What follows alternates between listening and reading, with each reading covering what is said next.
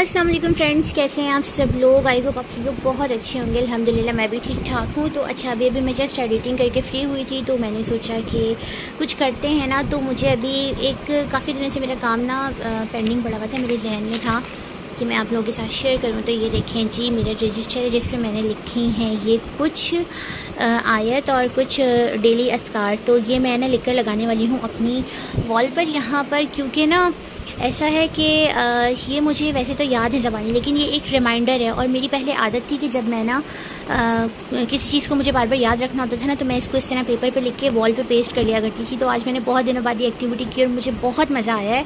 और ये वाला जो है सुभानअल्लाह व बिहम्दिही सुभानअल्लाहिल अज़ीम का, ये इतनी पावरफुल दुआ है, इतना पावरफुल वजीफ़ा है। अगर आप इसे रोज़ाना 100 टाइम्स अ डे पढ़ेंगे तो कसम से आपके जो जितने भी पेंडिंग वर्क्स हैं ना वो कंप्लीट हो जाएंगे। और ये कहते हैं कि ज़बान पर बहुत हल्के और मीज़ान में बहुत भारी हैं ये दो अस्कार, ये वाले, ठीक है।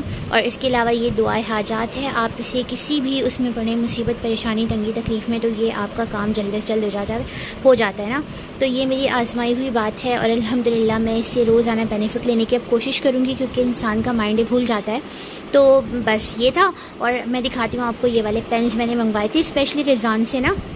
जब वो आ रहे थे तो वहाँ पे इस तरह की स्टेशनरी बहुत अच्छी मिल जाती है, तो मैंने कहा था आप मुझे ला देना। तो ये है कि फिर मैं इस तरह जो है ना राइटिंग करके रख लेती हूँ। तो अभी मैं इसको वॉल पे चिपकाती हूँ और आपको बताती हूँ। और आज मैं बहुत खुश हूँ, मैंने काफ़ी दिनों बाद अपनी फेवरेट एक्टिविटी की है। तो यहाँ पर मैंने अपना एक्टिविटी पेपर वॉल पर चिपकाने के बजाय अपने रूम की डोर पर चिपका दिया है, क्योंकि वॉल आपको पता है प्रिंट ख़राब हो जाता है अगर स्कॉच टेप लगता है ना, तो वो फिर अच्छे से पेस्ट भी नहीं होता और पेंट भी ख़राब हो जाता है, उतर जाता है। तो फिर मैंने सोचा कि अपना प्लान चेंज करते हैं और इसको डोर पर लगा देते हैं। वैसे वॉल के लिए मेरे पास बहुत अच्छी सीनरीज है जो इंशाल्लाह मैं लगाऊंगी जब मेरा भाई आ जाएगा उसके बाद। तो अभी तो फ़िलहाल मैंने यहाँ पर लगा दिया है और मेरी रोज़ाना इस पर नज़र पड़ती रहती है, तो फिर मुझे अच्छे से रिमाइंड होगा। ओके जी, वेलकम बैक। तो अच्छा, इस वक्त रात के तकरीबन 2 बज रहे हैं और हम में से कोई घर वाला अभी तक नहीं सोया है, क्योंकि आज अल्हम्दुलिल्लाह मेरा भाई आ रहा है पाकिस्तान। तो जिन लोगों को नहीं पता मैं बता देती हूँ कि मेरा भाई मेरे साथ सऊदीया में ही था, और जब मैं गई थी सऊदीया तो 1 साल बाद वो भी आ गया था, उसकी जॉब हुई थी वहाँ पर। तो हम दोनों बहन भाई वहाँ पर साथ रह रहे थे। फिर मैं पाकिस्तान आ गई और वो अपनी जॉब की वजह से और पैंडमिक की वजह से वहाँ पर फंस गया था।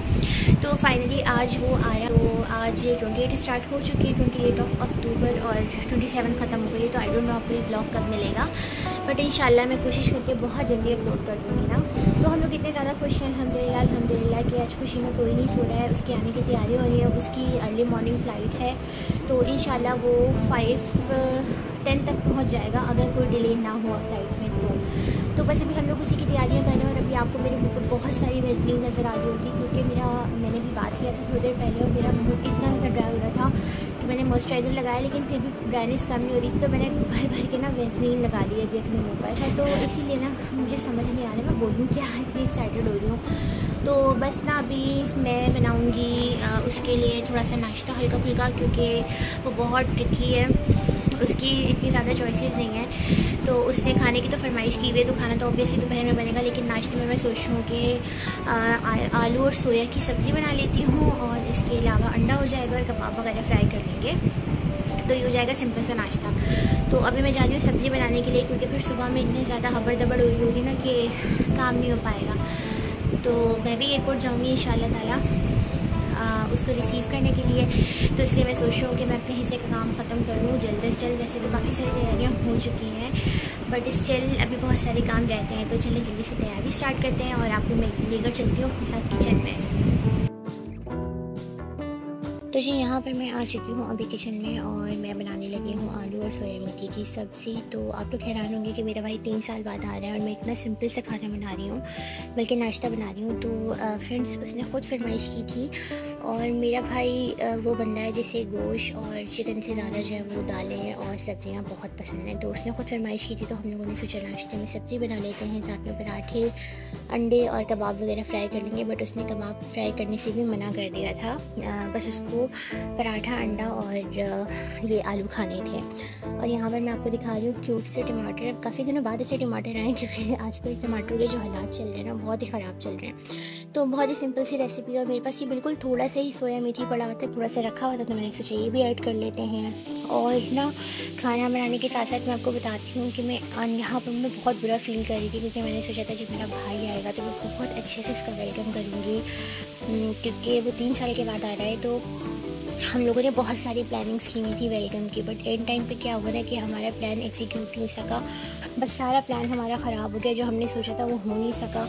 और आपको पता है कि एंड वाला जो टाइम होता है वो बहुत बिजी होता है। मेरी तबीयत भी ऐसी नहीं है कि मैं फ़ौरन से बाहर जाती और सारी चीज़ें खुद ख़रीद लेती।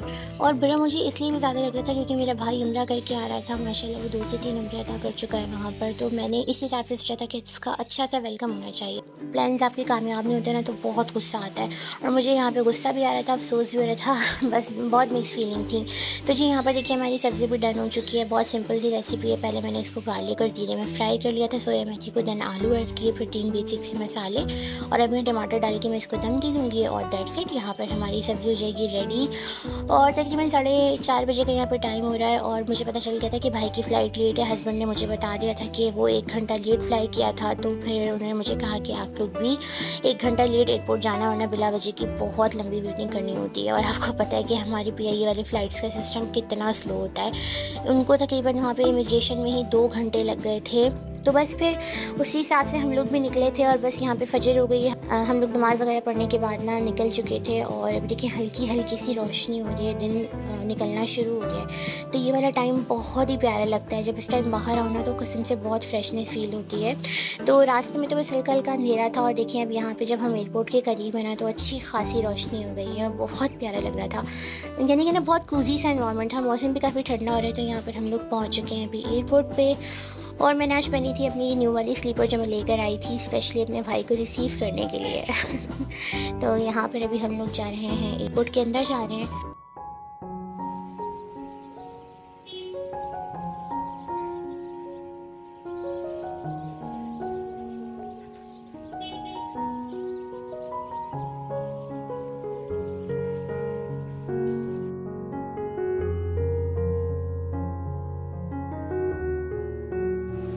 अम्मा खुशी हो रही है भाई? क्यों नहीं होगी खुशी? 3 साल बाद बेटा आ रहा है, माशाल्लाह माशाल्लाह से।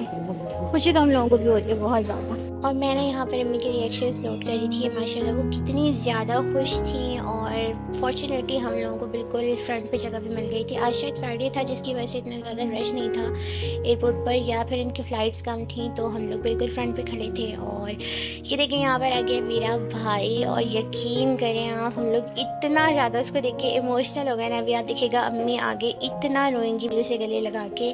और ये ना बहुत ही इमोशनल मोमेंट हो गया था, क्योंकि 3 साल बाद मिल रही थी अम्मी उससे, और मेरा एक ही भाई है और वो कभी भी हम लोगों से दूर नहीं गया। तो उसको वाकई देख के ना मैं खुद रोना शुरू हो गई थी। यहाँ पे मैंने जब भी वीडियो की वॉइस जो है ना बिल्कुल म्यूट कर दी है।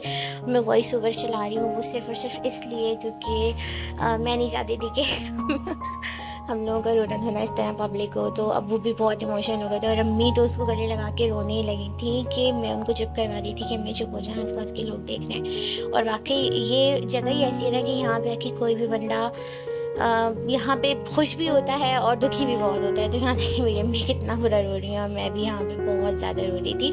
तो बस अभी हम लोग यहाँ पे आ गए घर, और नाश्ता रिकॉर्ड करने का बिल्कुल भी टाइम नहीं मिला क्योंकि मैं बहुत ज़्यादा बिजी हो गई थी। और यहाँ पे नाश्ता वगैरह करने के बाद अभी भाई सबके गिफ्ट्स ओपन करेगा। मैं उसको कह रही थी बाद में रेस्ट कर लो, बाद में खोल लेना, लेकिन उसको बहुत जल्दी हो रही थी, एक्साइटमेंट भी बहुत ज़्यादा थी। तो बस यहाँ पर अभी गिफ्ट्स खुल रहे हैं, सबके गिफ्ट मिलेंगे जो फैमिली के लिए लेके आया था। हस्बैंड ने भी बहुत सारे गिफ्ट भेजे थे मेरे लिए, तो बहुत ज़्यादा सामान हो गया था। वो मुझे छेड़ रहा था कि आधे से ज़्यादा लगेज तो इसी का ही है। तो बस अभी यहाँ पर मैं व्लॉग को करूँगी एंड। आई होप आप लोगों को अच्छा लगा होगा। अच्छा लगा तो like share comment and subscribe. इंशाल्लाह मिलते हैं नेक्स्ट व्लॉग में। Till then take care, bye bye, अल्लाह हाफिज़।